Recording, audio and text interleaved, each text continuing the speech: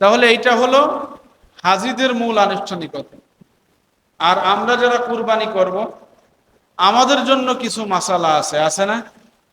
জোরে বলেন, আছে কিনা? সেই মাসালাগুলি আমাদের জানতে হবে। সেইটা হলো, এখন কুরবানি কাকে বলা হয়? 10ই জিলহজ সকাল থেকে নিয়ে 12ই জিলহজ সন্ধ্যা পর্যন্ত মোট 3 দিন কেউ যদি সদকাতুল ফিতর ওয়াজিব হওয়ার সমপরিমাণ অর্থের মালিক হয়, সেই ব্যক্তির উপরে কুরবানি দেওয়া ওয়াজিব। কুরবানি দেওয়া কি? এখন পার্থক্য আছে, এখানে বুঝতে হবে। যাকাতের নেসাব আর সদকাতুল ফিতরের নেসাবের মধ্যে পার্থক্য আছে। এই জন্য দেখবেন সদকাতুল ফিতর বেশিরভাগ মুসলমান দিতে পারে বা দেওয়া লাগে, কিন্তু যাকাত কিন্তু সবাই দিতে পারে না। যাকাতের নেসাব হলো আপনার মৌলিক সম্পদের অতিরিক্ত যদি নেসাব পরিমাণ সম্পদ। আর সদকাতুল ফিতরের নেসাব তা না, আপনার মৌলিক সম্পদই যদি নেসাব পরিমাণ হয়। নেসাব কি? স্বর্ণের নেসাব হলো 7.5 ভরি স্বর্ণের দাম। সেই হিসাবে এখন তো অনেক টাকা, তাই না? 1 ভরি স্বর্ণ মনে হয় এখন কত? মনে হয় 3 লাখ, 4.5 লাখ মতো। তাহলে 4 × 7 = 28 লাখ হয়। কিন্তু কুরবানি দেওয়ার ক্ষেত্রে, যাকাত আদায়ের ক্ষেত্রে অধিকাংশ মাযহাবের ইমামরা বলছেন, মানে সোনার চাইতে রূপার নেসাব ধর। রৌপ্যের নেসাব, রৌপ্যের নেসাব হলো 52.5 তোলা। কয় তোলা? মানে 52.5 ভরি রূপার মালিক যদি কেউ হয়, তাহলে 52.5 ভরি রূপার এখন দাম কেমন? এখন তো মনে হয় 1500 টাকা করে ভরি। সেই হিসাবে ধরলে 52.5 ভরির দাম আসে প্রায় কত করে? 4000। ওরে বাবা! তাহলে তো 52.5 ভরি এখন প্রায় 2 লাখ 2.5 লাখ টাকা, তাই না? এখন সদকাতুল ফিতরের ক্ষেত্রে যদি আপনার মৌলিক সম্পদই এরকম হয় 2 লাখ 2.5 লাখ, মানে কি আপনার জায়গা জমি ঘর বাড়ি আছে না? হ্যাঁ, এই জন্য কুরবানির ক্ষেত্রে অধিকাংশ মানুষের উপরে কুরবানি ওয়াজিব হয়ে যায়। কিন্তু অনেক মানুষ গাফলতি করে, অলসতা করে কুরবানি দিতে চায় না।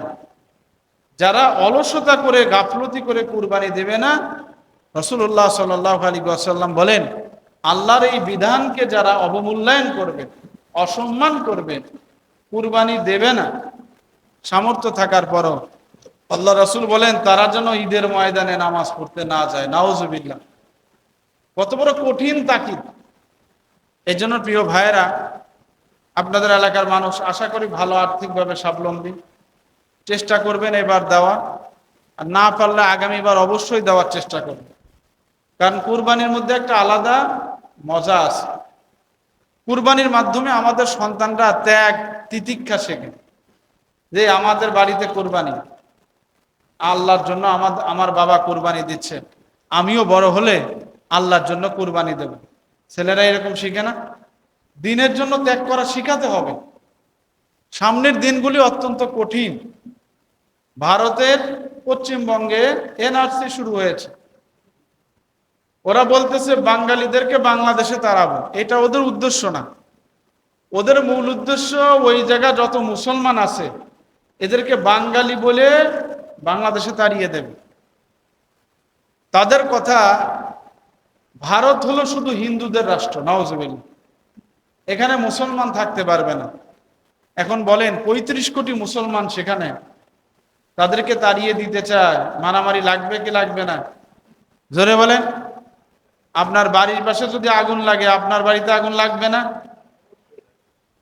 সুতরাং আমাদেরকে ঘুমিয়ে থাকার সুযোগ নাই। আজকে ইরানের মানুষেরা ঘুমাতে পারতেছে না। প্রত্যেক দিন আমেরিকা ইসরায়েল হুমকি দিচ্ছে, হামলা করব, হামলা করব। ভাই, যদি কেউ আপনার বাড়িতে হামলা করতে চায়, আপনি কি বসে থাকবেন? আপনি তো বাঁচার জন্য যা করার সেইটা করবেন।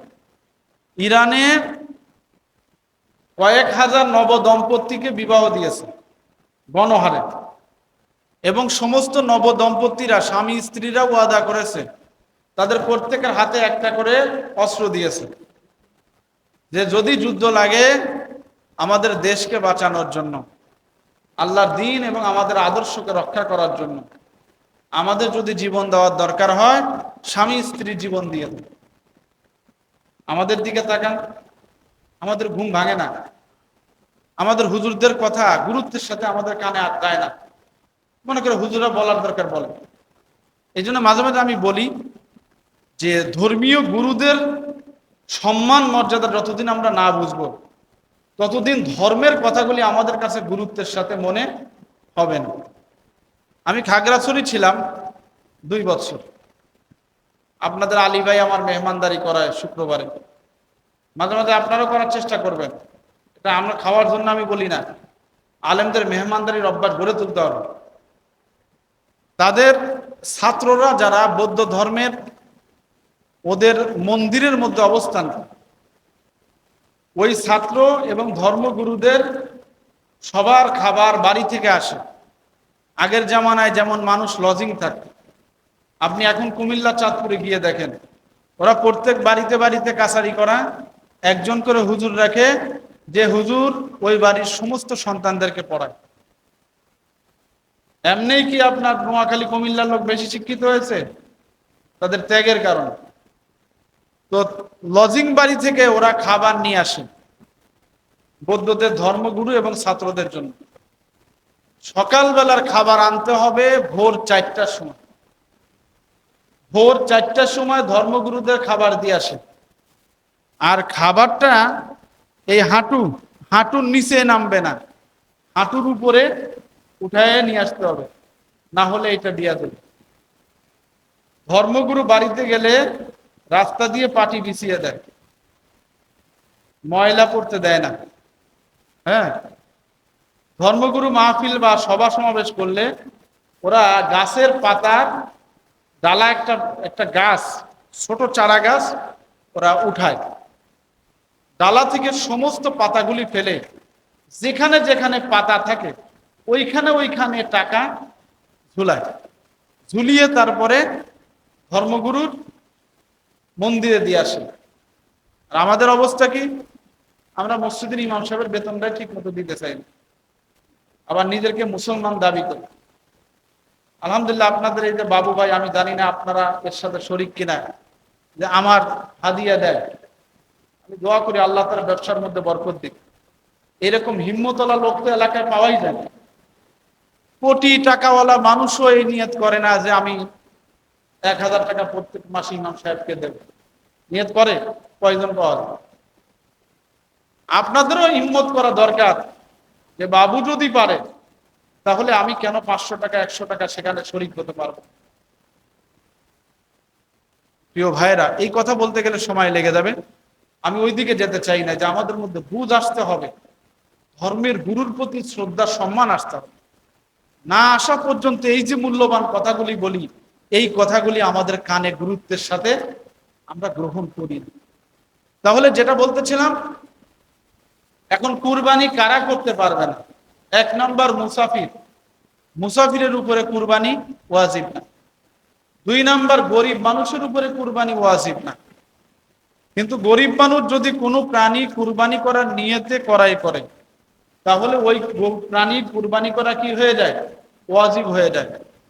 অথবা কুরবানির জন্য সে নিয়ত করেছে, কিন্তু প্রাণীটা অসুস্থ হয়ে গিয়েছে, ধনী হলে আর একটা প্রাণী কুরবানি দিতে হবে, কিন্তু গরিব হলে ওইটা দিলেই হবে। ঠিক আছে? তাহলে এটা হলো। এরপরে হলো, কেউ যদি কুরবানি করার উদ্দেশ্যে মানত করে, তাহলে সেই পশু কুরবানি করা কি ওয়াজিব। কোন ধনী মানুষ এই 3 দিনে কোনো কারণবশত সে আল্লাহর ফরজই বলা যায়, এবার ওয়াজিব হুকুম কুরবানি করতে পারে নাই, তাহলে সে বাকি দিন সমূহে নফল কুরবানি করে দেবে, তারপরও তার উপরে কুরবানি মাফ হবে না। এখন কুরবানি কয় প্রকার? 1 নম্বর কুরবানি হলো ওয়াজিব কুরবানি। 2 নাম্বার হলো মানতের কুরবানি, 3 নাম্বার নফল কুরবানি, 4 নাম্বার হলো ওসিয়াত কুরবানি। 4 নাম্বার কি? ওসিয়াত কুরবানি। 1 নাম্বার ওয়াজিব কুরবানি, মানে যে কুরবানি আমরা ঈদের সময় করি। এই কুরবানি যার উপরে আল্লাহ পাক ওয়াজিব করেছে তাকে অবশ্যই কুরবানি দিতে হবে। আর 2 নাম্বার হলো নফল কুরবানি। ওয়াজিব কুরবানি এবং নফল কুরবানি গোশত সবাই খেতে পারে, যে দেয় সেও খেতে পারে এবং গরিব মানুষ যে দেয় না সেও খেতে পারে, গরিব ধনী সবাই। কিন্তু মানত এবং ওসিয়াতের কুরবানির গোশত যেই ব্যক্তি দেবে ওই ব্যক্তি খেতে পারবে না। ওই ব্যক্তি খেতে, সমস্ত গোশত গরিবের মধ্যে বিলায় দিতে হবে। যেমন কেউ নিয়ত করলো, আল্লাহ আমি এইটা গরুটা যদি সুস্থ হয় আমি আল্লাহ রাস্তায় কুরবানি দেব, মানত করলো, এই গোশত গরিবের হক, ওই ব্যক্তি খাইতে, ধনী মানুষও খাইতে পারবে না। আরেকটা হলো ওসিয়াতের কুরবানি। বাপ মারা যাওয়ার আগে বলে গেল, ছেলেরা এই গরুটা আল্লাহ রাস্তায় তোমরা কুরবানি করে দিও। এই ওসিয়াতের কুরবানির গোশত মালিক খেতে পারবে না, গরিবকে বিলায় দিতে হবে। এবারে আসেন, কুরবানির প্রাণী কয় প্রকার? কুরবানির 1 নাম্বার প্রাণী হলো কি? উট, তারপরে গরু, মহিষ, ছাগল, ভেড়া, দুম্বা। উটের বয়স সর্ব